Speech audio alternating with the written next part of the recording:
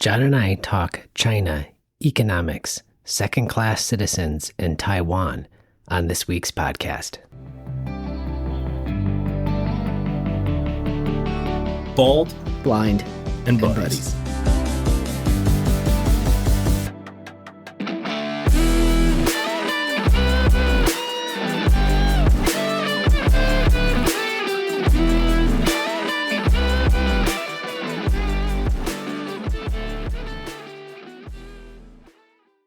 Timmy C., how are you, my blind doctor friend? What's doing, pal? I'm good. It's Sunday now here. It's nice. Yeah? Yeah. How did Wisconsin do in college-associated minor league football this weekend? I actually don't know. I haven't checked. No? Oh, okay. All right. A couple things have struck my fancy since we last did our podcast. One, were you a fan? I know you're not as big a fan as, say, Father Jenkins and I of Notre Dame football. That being said, you went there. We went to games. In fact, I took you to your first game. Yeah. But were you a fan of Brian Kelly, or is it just you didn't care one way or the other? I didn't I mean, you always want him to win, but I didn't really get into him either way. Well, I've come to find out, and I don't, it doesn't sound like sour grapes because, for instance, my brother-in-law, I had an opportunity to get him an autographed picture, and this was when we were winning, like he was in year 3 or 4 of his contract. He ended up being Notre Dame's winningest coach there, 12 years. And I said, I can get you an autographed picture. He goes, no, I'm not a fan. And I've come to find out that was kind of everyone else's sort of feelings. I guess he didn't really endear himself to former players and didn't sort of embrace the history. And to that end, I will be the first person to tell you that Notre Dame takes itself a little seriously on the history, right? I mean, let's be honest here, folks. We haven't won a national title in nearly 40 years. That being said, however, a lot of people are sort of dancing on his grave now because he was summarily fired from LSU this week. And in fact, we had talked about it on last week's podcast. Did you see that he was fired at LSU? Yeah, my mom told me, and she told me that Marcus Freeman had nice things to say about him and was grateful and just made me respect Marcus Freeman a bit more. So Marcus Freeman is nothing if not impressive. I saw him in an interview last night, and it's like, God, this guy is he's just erudite. He's got everything going for him in terms of what you would want, apparently, in a coach. And I have to be the first to tell you, because as you know, I was not a fan when the hire was happening, because our history of hiring someone who's never been a head coach before has not been, shall we say, exemplary. But, he's young, he's African-American, he relates to the players. He was a player, he played for Ohio State, it seems in this name, image, and likeness era, with the transfer portal and all these other things, it's basically exactly as you say, college-associated minor league football. It seems to be. It is. I can't disagree with that. That doesn't mean that I'm still not irrational and want Notre Dame to win. So. And a quick plug: when we had Wes Pritchett on the show, he spoke quite highly of him and how he tied into the history. And he did. Yeah. So that means a lot to me too. He did, and not only that, but Wes put in an order. He's a Georgia boy, and he put in an order for my candied pecans, which, as you know, are off the menu, but I make them upon request. So he asked for some for his son. I said, I'll throw some in for you as well, and he went, boom. But anyhow, I just, it's got to be a tough life. But again, you can fire me from any job, and if my payout is $54 or $56 million, whatever it is, you can insult me on the way out. You can insult my family. Hell, you can burn my house down. I'll go buy a new one. That's true, right? Yeah. Now, it does sound worse on its face than the reality, because apparently most of these contracts have stipulations that if they get a job, and most of these guys are addicted to the life. And in fact, I know people that personally knew Joe Paterno, and he said, I don't know what I would do if I wasn't coaching. I don't have hobbies. I'm not, blah, blah, blah. He said, I don't know what to do. So if and when Brian Kelly gets a job, and by the way, it's just a complete hunch. I have no inside sources, but I think he's going to end up in Wisconsin. I do. Oh, Lord. I think he's going to end up the Wisconsin head coach. Whatever salary he makes offsets against what LSU owes him. So if he's, making $8 or $10 million a year, which is pretty par for the course for these guys, they're not going to have to pay out the $56 million, so to speak. Cool. And speaking of football, on my Substack, Ideas First this week, I'm putting out a short piece on in defense of high school sports and football. Something I went to a sporting banquet this week, and it made me think. And so I just have a short think piece on that. So could you give us a summation, sort of a Chat GPT version of it here for the Sure. 10 to 12 people that are listening? Basically, it emphasizes that the sporting arena may be the place where hard work, recognizing achievement without respect to identity, and all those things which some of us value and cherish, you can still find in the public school. Now, you were obviously limited in your ability to participate in organized athletics, but if you had your run of the mill, what would you have picked? I mean, you were naturally a runner. I mean, you're built like that anyway, and you have a black belt, right? You have a double black belt or just one black belt? One black belt in two styles, but Wait a minute. Explain that. So you have a black belt in two different disciplines? yeah. Good for you, Timmy. I used to love watching you and Jimmy wrestle in the hallway. Yeah. Well, I was a wrestler too in junior high and in that area too, and I was pretty good at points. So that was my thing. So yeah, you're tough. Is there anything that you have a love affair with that you wish you had been able to try, or you just sort of accepted it early? I think football would have been very interesting. Yeah, you would have been a wide receiver. You know that, right? Or no, a safety. I think. Okay, all right, but you wouldn't have been in the lines. No. Not at your size. So, and by the way, my Giants. You had asked about my Giants. Not the best showing, but I have to tell you, Timmy, I'm okay with it because it appears that the most important position in sports, which bar none is quarterback in football, we may finally have one for the first time in over a decade. And so I never had any delusions that the Giants were going to make the playoffs this year. But I'm watching the game today, even with Jackson Dart, and I like our coach. His name is Brian Daboll. Mm-hmm. He was sort of the brains behind, or at least given credit for, what Josh Allen has become, which is sort of a exemplary quarterback who can use his legs. He's very, very good. And it appears that Jackson Dart is in that similar vein. So I'm watching the games, not so much for the score, but to see, is Jackson Dart a quarterback? Can he play the position? It appears, it's a small sample size, obviously, but it appears he can. So I am very excited by that. Yeah, it looks very promising. I think that's cool. Yeah. And that also reminds me, did you happen to catch any of the what do you think of the daylight savings times, by the way? I hate it, right? I think it's ridiculous. Yeah. What is the premise behind it? I always heard it's about farming, but now I've heard that's not the case. Now I think it's just inertia. But I think at one point it was done to somehow conserve energy or fuel during one of the world wars. And I don't know why that actually works, because you can just adjust when you do things. So I really don't know. Yeah, I don't either. I mean, I know that the don't eat meat on Fridays was to help the fishermen in the Middle Ages. That has no religious basis at all. I don't know if you know that. But I don't understand the premise. And we were so close, as I understand it, in Congress to eliminating it.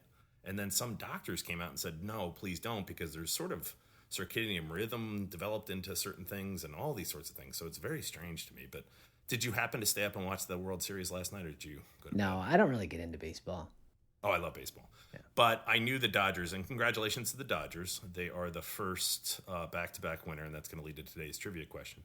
But the Blue Jays lost in heartbreaking fashion, and they had the bases loaded, one out, bottom of the ninth. They were up by one going into the ninth, and then this player who hadn't played very much in the World Series steps up to the plate, and of course, because he's the Dodgers, hits a home run and ties the game, and they end up winning in the 11th inning.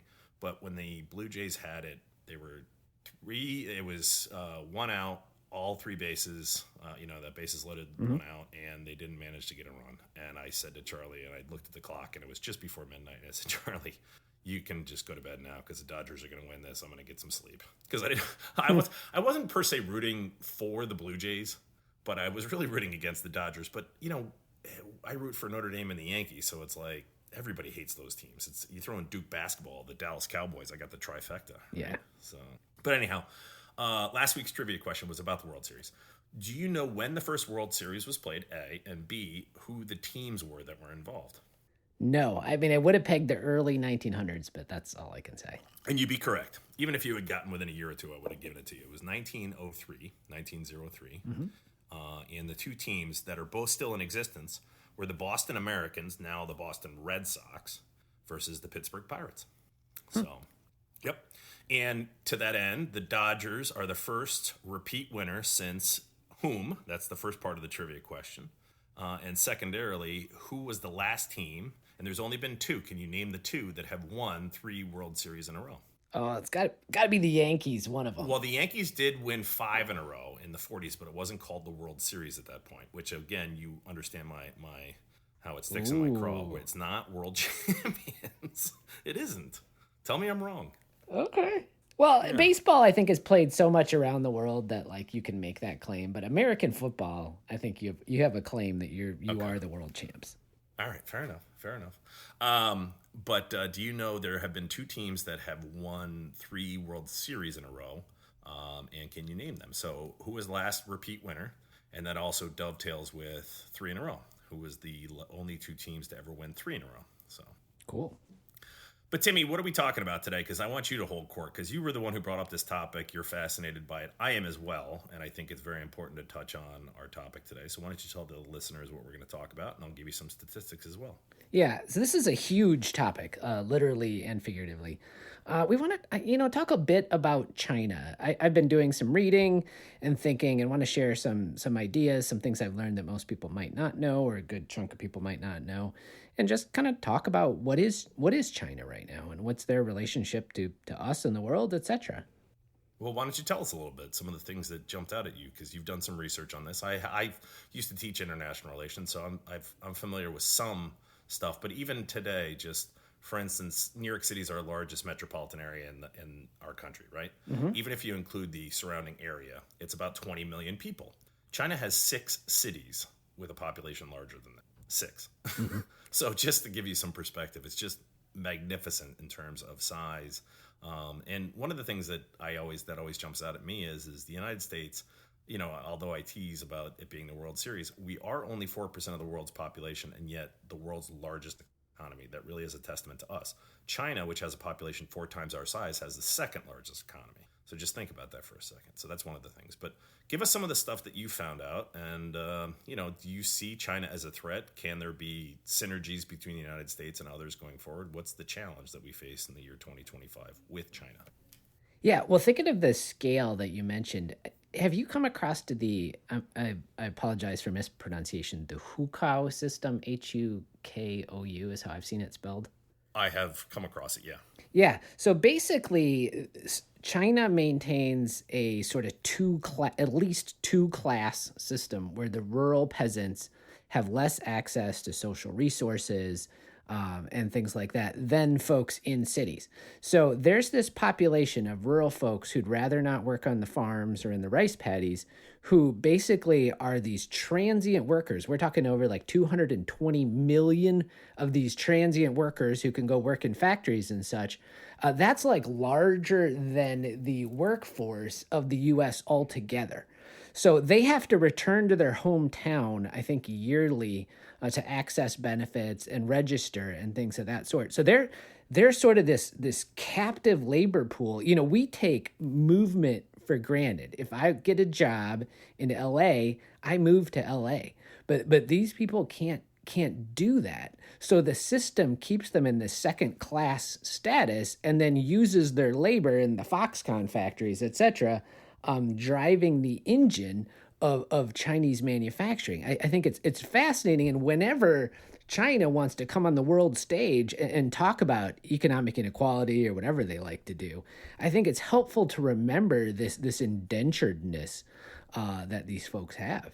Yeah, that is one of the criticisms, and I think justly leveled against the Chinese government is its level of, for lack of a better term, totalitarian control. It has the world's second largest population. They were passed by India about 2 years ago, but one of the 2 largest populations in the world, and yet they long term are declining. They used to have the 1-child policy that has since been loosened, but the amount of restrictions that are put on their population, movement, jobs, access, these kinds of things are remarkable. It is, and the argument by the Chinese government has long been that it's necessary to maintain a level of control in a population of 1.4 billion people. We in the United States see it differently, and I think correctly, that no, this is totalitarianism and is wrong. So, how would you describe? I was trying to have this discussion with my college son, Peter, who's studying political science. What would you call the governmental structure of modern China? Well, I don't know if there's a word that can describe it. It's similar in a lot of ways to the former Soviet Union, but just to give you an idea, they have nearly 100 million people. I think it's 98 million people that are part of the government. alone. That's 1/3 of the population of the United States. They have 100, according to reasonable World Health estimates. And again, part of this is based on assessments and guesswork at best, but within a certain variance because of how closed a society China is. They have about 150 million people that live below the international poverty line. That's half the United States. So, it's so magnificent in terms of its size, its structure and such, that to try and say it's I would say it's probably a totalitarian system embracing capitalism in certain parts, if that makes sense. Yeah, and I think crony capitalism of a sort, doubt. right? Yeah, it's not any sense of free market. No, but the other thing that can't be overstated is there are more people in China, for instance, that smoke cigarettes than we have citizens in the United States. I don't think that the CEO of Philip Morris or whomever, Altria Group, whoever is, producing cigarettes, say what you want about the health implications and such, but it is a choice people have the right to make. There are more people there that smoke than we have citizens. I don't think the CEO of Altria gives a whether or not they're paid in the Chinese yuan or the American dollar. Do you, Tim? I mean, it's money, right? Right. So right. I think that's the thing that is so interesting to me about China is the economic market. And one of the arguments, and I happen to agree with it, is, the way in which you liberalize a society politically is you have them embrace economics, because capitalism has been the ultimate eradicator of poverty.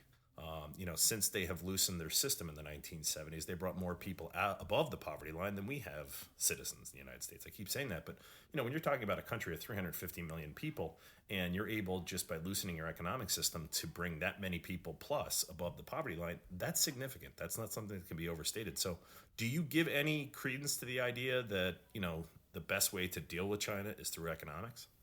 No. Why not? I don't think so, because I think with their modern totalitarian surveillance state, economic growth does not necessarily entail liberalism in any other sense. We thought this when they joined the WTO in around 2000, and it didn't pan out. They were able to harness the horses of capitalism enough to power this state, but I don't think economics is the sole way. I'm not saying you disengage. I think the U.S. should divest in a lot of useful ways, or at least broaden their supply chains. But no, I don't think economics is going to do it. Now, it's wonderful to say that in theory, but if you're a stock owner or a business owner or someone who depends upon what's that thing, a job, it's very difficult. It is incredibly. I think it's extraordinarily difficult. It's the world's largest export. Well, let me just give you some statistics just to give you a sense. First of all, they're the largest polluter in the world. Mm-hmm. China is, in terms, they have the most coal-fired plants in the world, yet they are also the largest creator of clean energy.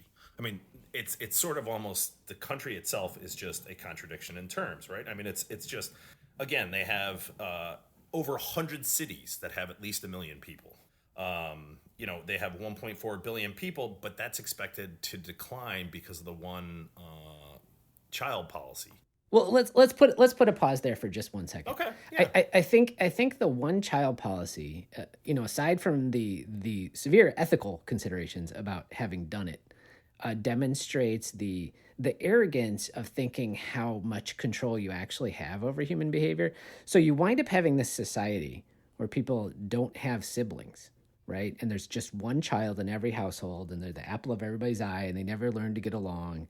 And then every Thanksgiving, by the way, that might not be the worst thing, right? That's true. I make a joke, but you go to the Thanksgiving where Uncle Marvin doesn't talk to Aunt Kay. And blah, and they can't sit near this person and blah, blah, blah. I tend to be of the George Burns philosophy that the key to happiness is have a loving, well-adjusted family. And then he pauses and says that lives at least 100 miles away. Yeah. So, right. Well, but then the government's like, we overshot. Go have children, right? And people behavior is not that malleable, right? And they're still having this demographic decline, which they are trying to incentivize their way out of. But I think it just shows the flaws and arrogance of a top-down system like that.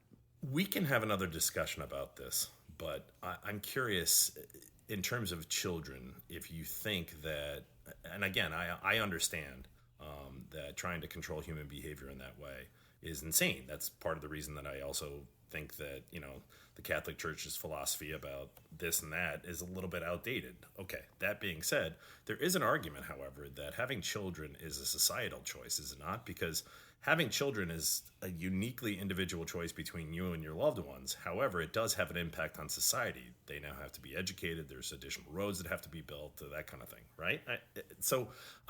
My point being is I'm not prepared to criticize China on some things as much as others, just because I don't know if necessarily they're wrong and we're right, or if it's shades of gray. That's all I'm saying. Well, I'm just saying you can look back at the history, the Great Leap Forward, the Cultural Revolution, all the missteps and the deaths, the persecutions that have happened in this regime. And a lot of it stems, I think, from top-down arrogance.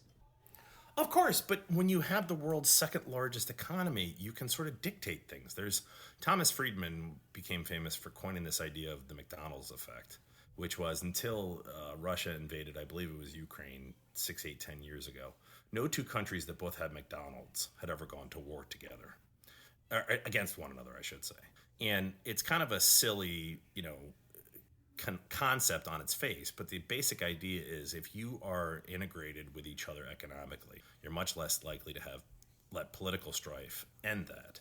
And it may take longer than we anticipate, but I think the best way to engage China and to have them reform their system is to engage them economically. Tell me I'm wrong. You're wrong. Why? Because economic engagement only stabilizes the regime in power. Timmy, look at Cuba. Look at all the sort of, blackballs we had on countries during the Cold War in Africa and other things like that. All that it does is it just basically, I just find that to be naive. Come on, you always accuse liberals of being the naive ones. I think it's wonderful on philosophical ideals to say we can't engage with China because of how they treat the Uyghurs. You're not going to hear me dispute that, how they treat the religious, how they have second-class citizens, and so forth. What I also will say, though, is the best way to address that is to have them loosen their economic system and hope long-term that brings political changes as well. I mean, I can see that. I can see that as a conceivable strategy. It has not worked. Who says it hasn't worked? The Xi regime is strong as far as we can tell. Xi, sorry. It's G, yeah. Xi regime is stronger than ever, right? Is it or is it a facade? Well, and that's a good question too, because when you have this system, right, you really can't trust any internal numbers. Right. There's currency manipulation. They devalue their currency to create trade imbalances and help them and blah blah blah. Anything they want to be done, they just do. There is an argument which I happen to agree with. As messy as India is, it's still at least on its face a democratic system. Now it has its own umpteen problems, as does the United States.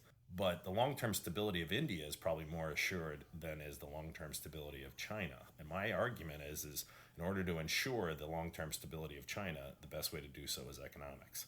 Now, that being said, do I dispute that China should be able to censor certain movies? So, for instance, the Top Gun movie, the new Maverick one, they changed the jacket that Tom Cruise was wearing because it had something about being pro-Taiwan in 1986. Speaking of Taiwan. Yeah. So Taiwan, a country of 23 million, GDP per capita. Do you know the relationship between the GDP per capita of Taiwan versus China? What would you think it is? You mean percentage-wise, like 20 to 1, 10 to 1? Yeah. I would say it's probably 20 to 1. So it's 2.5 to 1, which is pretty good. Okay. So Taiwan's GDP per capita is around 37,000, where I pulled it up, around 14,000 for China. They have 23 million people. They're fourth in economic freedom, according to the Heritage Foundation. China's 151st. That's what economics does, right? That's what liberal, longer life expectancy at birth, all these things. And China is just, as a nation, I guess, it looks like it's stuck on Taiwan, right? Can I give you an analogy? Please. And don't forget the South China Sea generally, because they're building islands to militarize the area and so forth, and basically and this is one of the arguments as to why I'm so frustrated with the Republicans, which is by letting the world see that, yes, we're going to let Ukraine go to the Russians. What do you think China's taking from that? Right. I mean, I just, right? You agree with that statement, do you not? Yeah. Yeah. So it's like a couple has a divorce, right? That was Chiang Kai-shek and Mao, right, back in the day. Nin- 1947. Yeah. Yeah. Gotcha. So she being Taiwan, we'll say, moves out, gets her own life. Oh, goes, she meaning the woman. Yeah. Gotcha. I thought you were talking about G, the new SHE moves Yeah, out. she, Yeah, gotcha. the woman, Okay. right? She gets her own job. She goes to night school. She's doing wonderful, right? And China is the creepy ex-husband who's driving around with his pickup truck and a shotgun rack saying, I got lots Still of whistling guns. at high schoolers. Yeah. And it's like, if people say you're not still with me, I'm going to make them pay, right? That China is just fixated in a creepy, crazy way over this little island, right? It's amazing to me. But it's like the British in 1982 with the Falkland Islands. It's the symbolism of it. I understand, but you're not wrong. I understand what you're saying. But one of the things that drives me nuts in modern business today is consultants. Have you ever seen? And we've talked about this before. There's these apps where you can put in how to talk like a consultant. Level set this, maximize efficiencies here, and blah blah blah. It's like, what do you do, right? Mm-hmm. Here's my question to you. We're talking about China. Do you see A, China as a threat? B, what is your plan to deal with it if the answer to A is yes? So yes, China is absolutely a threat, John. Why? Just because they have a different system than us? Because they have a very long view and a captive population, right? And a top-down totalitarian And let's bent. not forget the world's largest military. They also have the world's largest navy in terms of ships and so forth. I mean, they pretty much have the largest everything except economy. And, there's no question that they have a obscene surveillance state, censorship, control, these kinds of things. But what do we do? I mean, that's a great question. And I think well, first of all, we have to recognize them as a threat, right? Every time we buy technology. As bad as it was with the Soviet Union in 1945, it was us and them. It was very simple. People forget this, but it was very simple. Francis Fukuyama, who teaches at Johns Hopkins, called, the falling of the Berlin Wall the end of history, because it was basically the idea that there was an us versus them dichotomy. They went left, we went right. They said up, we went down. That was it. Do you see it as draconian as that? I think we have to be very careful and respect. I mean, they do have power, and we need to respect that. And we're not. It's like the Russians, right? We're not the enemy of the Russian people, right? Right. But in geopolitics, the enemy of my enemy is my friend. Are they not? So yeah. But are you in favor of, for instance, de-investment? There's an argument amongst, and you're sounding very much like a liberal, Timmy, which is surprising to me, that, we shouldn't even engage with China because of their treatment of the Uyghurs and their control of their people and their surveillance state and these kinds of things. Are you as draconian as that? Because, again, that was kind of the Jimmy Carter model. And I'll remind you, Jimmy Carter was a wonderful man, terrible president. Well, but also Reagan, I think a president who says, Mr. whatever Politburo guy, take down this firewall, right? And let the Chinese people actually know what's going on in the world. Don't you think that's a little bit of romanticism? I mean, it wasn't just Reagan who ended the Cold War, was it? I know Republicans and Fox News want you to believe that, but the Cuban Missile Crisis had as much to do with it as did, Reagan saying tear down this wall, did it not? But again, it's a long process, right? It's not something that's going to happen overnight. We're not going to have a dramatic moment of the fall of the Berlin Wall where China suddenly says, you know what, we were wrong. We embrace capitalism. We're going to let our people run wild, and we're going to stop surveilling and stealing and all these other things. How do you get them to do that? How do you nudge them in the right direction? Well, first of all, you stop kowtowing, which is a Chinese word, right? Reagan had the backbone to call the Soviet Union an evil empire. And you start there, right? Okay, so you want to... I think two things can be true at the same time. I will call out the shortcomings of China. I will substantially do so. That being said, however, if I'm the CEO of a Fortune 500 company and I have a market to sell to and they're going to buy my product, I'm probably going to make it okay to do so. No? See, that's where... So certainly, honestly, that's where I would disagree. I would say there are times... Sounding like a liberal, Timmy. Okay. Sounding like a liberal. Well, then I'm gonna sound like a liberal. But I think, I mean, if you look back, like we were, going and helping Stalin. The U.S. companies were helping Stalin build tanks. Like their T-34 tank has like a Christie suspension that one of our inventors here in the U.S. developed, right? Back that was used in World War II. So we were building in Russia, right? And I don't think that was wise either. So there are times you honestly have to turn down the money. Like it's for real. Right? I think that's a wonderful idea in theory. I think that's a very, very short-sighted argument. Well, for example, I'll give you just a minor example. There was an NBA star, I forget who it was, who did some I forget if it was pro Uyghur or Taiwan thing. Oh yeah, I remember this. And then they made him essentially apologize. The NBA did. The NBA did. Right? And you know what you can do? The NBA can say, we have freedom of speech in the places we're established, and we're going to stand by that, right? And you're right. It is going to cost money, but sometimes things cost money, and it's worth it. I didn't know that Timmy had it in him on this raging liberal who wants to burn down the system. I love it. That's why we're here, John. We're learning. We're nuanced. Learning from each other. You know what? At the end of the day, the simplest way I can say it is I remember when my father said that he knew that Richard Nixon was guilty when he got up there and he said, well, the country needs to know, is their president a crook? And he said, well, I'm not a crook. And my father said at that moment he knew that he was a crook. Because anyone who has to say I'm not a crook is a crook, right? Mm-hmm. Whenever you hear people talk about it's not about the money, it's about the money. And to me, at the end of the day, these kind of philosophical ideals are wonderful. And I will back you, Timmy. I agree with you. I think two things can be true at the same time. We can call out the failings of what we see as the abhorrent behavior of the Chinese government, their treatment of their citizens, their surveillance state, the fact that they're militarizing everywhere, building islands in the South China Sea. Yet, if I'm the CEO of the NBA or I'm the CEO of fill in the blank Fortune 500 company, I'm also I have stockholders to answer to, and money talks and you know what walks. And that's just kind of how I see it. So here's two examples. So I read Apple in China. I'll link it in the show notes. But Apple at one point, I think still has actually blocked virtual private networks from their app store in China, so people can't get through the Great Firewall.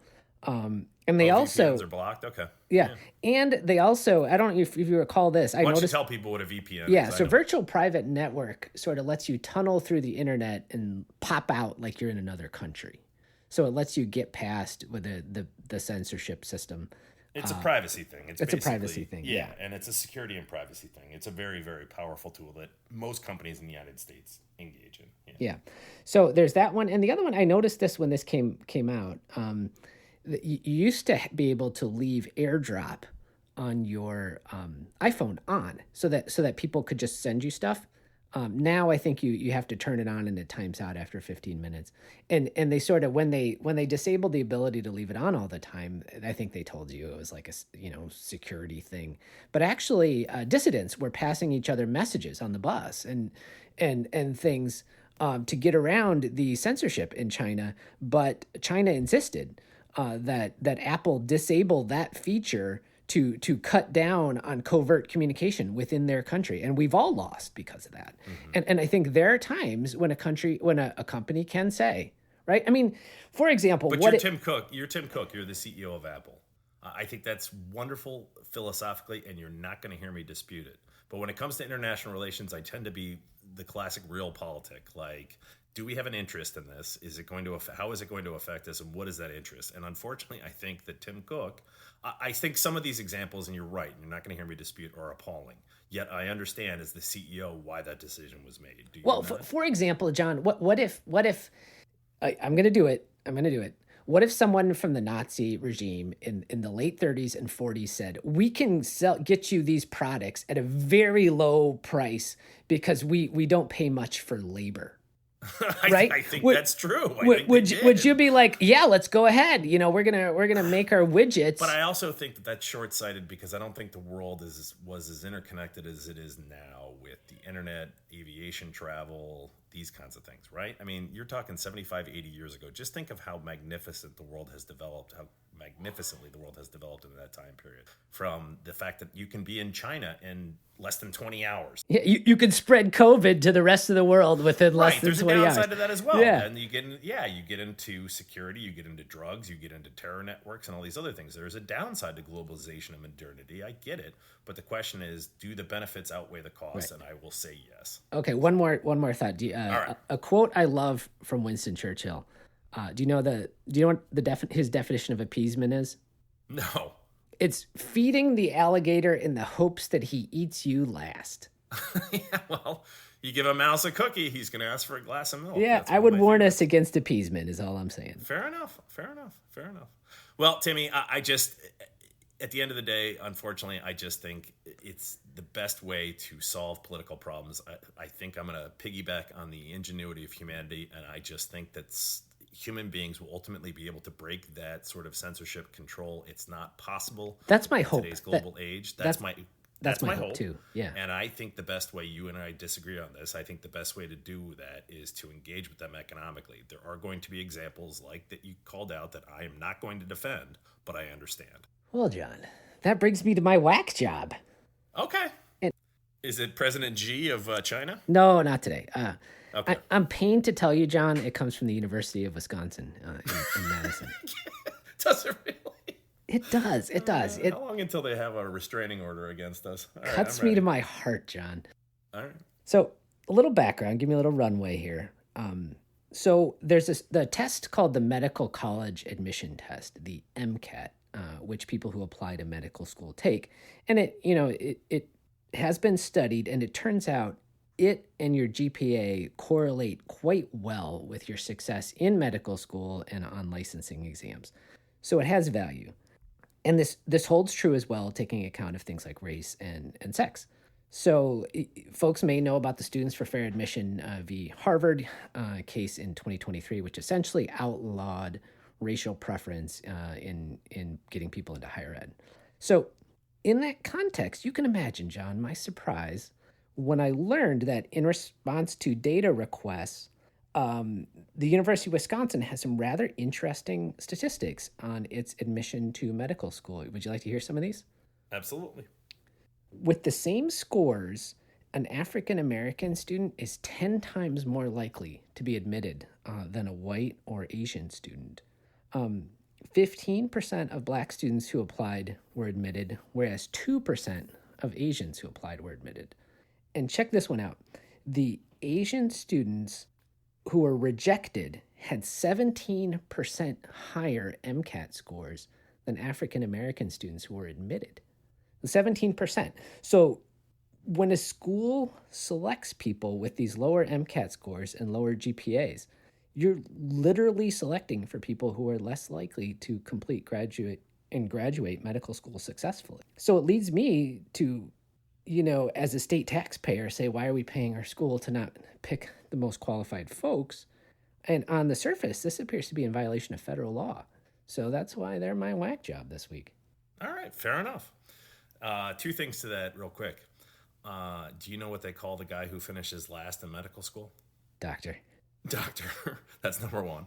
And number two is I don't know of anybody who says, give me the guy who finished last or second to last in medical school. So just kind of lighten the mood there. But yeah, I get what you're saying. Well, I have two other thoughts on this. So number one, it does not mean that once these students get admitted and they successfully graduate that the program is not vigorous enough and they're plenty fine doctors, right? That's totally possible that, right? Two things can be true at the same time. Yeah. But this also pains me because I was on the other side of this, having, rather high MCAT scores and a GPA, right? Within rounding distance in the hundredth place to 4.0 in college, and not getting admitted, right? So, I think when we thought of the original intent of affirmative action was take the qualified guy of the category. And it looks like they're taking the less qualified people of the category. Yeah. Right. If there's anybody who has a legitimate gripe about this, that would be you. So you're not going to hear me dispute that. So here. So maybe that's it just happened to be the University of Wisconsin, though, right? There's it was. You could go after. Yep. Biting the hand that fed me a long time ago. Timmy, my hero is, and one of the things I always point out is my frustration sometimes is the enemy of the perfect is not the good, right? And I understand that there are people that have inherited wealth, and that was one of the major, concerns of the founding fathers. And the Mellon family is obviously fits that bill. 4 of the 10 wealthiest people in the world are Sam Walton's children, the founder of Walmart. So, that's like, as Warren Buffett calls it, the lucky sperm club. That doesn't mean, though, that they're obligated, I don't think, to do certain things that others aren't. I think that, they should pay taxes just like everybody else, all these other things. But what I'm getting at is my hero this week is a fellow by the name of reclusive billionaire who inherited the money by the name of Timothy Mellon, Mellon. And he is the one who anonymously has been picking up the tab to pay the military during the government shutdown. And it really resonated with me because my wife and I went down to Charleston and we had an opportunity to go to Fort Sumter. And I wasn't even thinking about it, Timmy, but the government shut down. And during the ride over there, they said, we're one of 14 parks that is able to stay open in the United States because of private donations. And so Timothy Mellon picking up a $140 million tab to pay the troops is really putting his money where his mouth is. Now, granted, Timothy Mellon is worth billions. I mean, $100 billion or something astronomical. But my point being is the enemy of the perfect is not the good. He's under no obligation to pay the troops during the government shutdown. He has chosen to put, his money towards that cause. So I think it's important to recognize when people do a good thing. And so Timothy Mellon is my hero of the week for helping the soldiers. We all benefit from that. Absolutely. And so Timothy Mellon is my hero this week. Here. Here's a dumb question. If he's doing it anonymously, how do you know his name? I think initially that's not a dumb question. I think initially it was done anonymously. And I think, in today's globally connected environment, you can find anything. And I think someone was able to trace sort of the transfer of money. And I don't know this for a fact, I'm speculating, but an eager beaver reporter, I'm sure, put a little elbow grease and found out who it was. And they published an article about it. I don't know if he's happy or sad or what have you, but I believe it was done anonymously to begin with. And now we know who it was. That's awesome. Yeah. So, and again, just because he has money, he's under no obligation to pay the troops during a government shutdown. He's chosen to do so. And I think that's wonderful. So he's my hero of the week. And so for all the billionaires who listen to us, there's the SNAP funds. If anybody wants to contribute for that, that's still open. Mellon's got the troops. Elon, any of you guys just let's assign societal causes to the billionaires. Let's go. Mark Zuckerberg, you go for Tim Cook. You got to make up for some of this China stuff. Let's there you go, picking up the SNAP, pick it up, the supplemental nutrition aid program. Yeah, so no, I agree, but I just think sometimes everybody blames billionaires. He happened to be born that way. The way you were born blind, the way I was born bald, the way you were born with X, the way I was born with Y. That's my point. He's stepped up and John. Most people were born bald, John. By the way. Are they? I thought children always had hair, or most children have hair, right? Not much. A little bit. But okay. Anyways. Yeah, but anyway. Well, Timmy, I appreciate this discussion. Obviously, we could have part 2, and those of you who are listening, if you have comments, questions, concerns, issues, things you wanted to call out about China that maybe Timmy and I forgot about, feel free to do so. This is obviously just a quick discussion about an enormously important topic. Mm-hmm. But Timmy, this is me signing off saying, hey, misbehave, drive fast, take chances. And this is Tim saying, if everybody likes what you're doing, you're probably not doing anything worthwhile. Let's keep talking.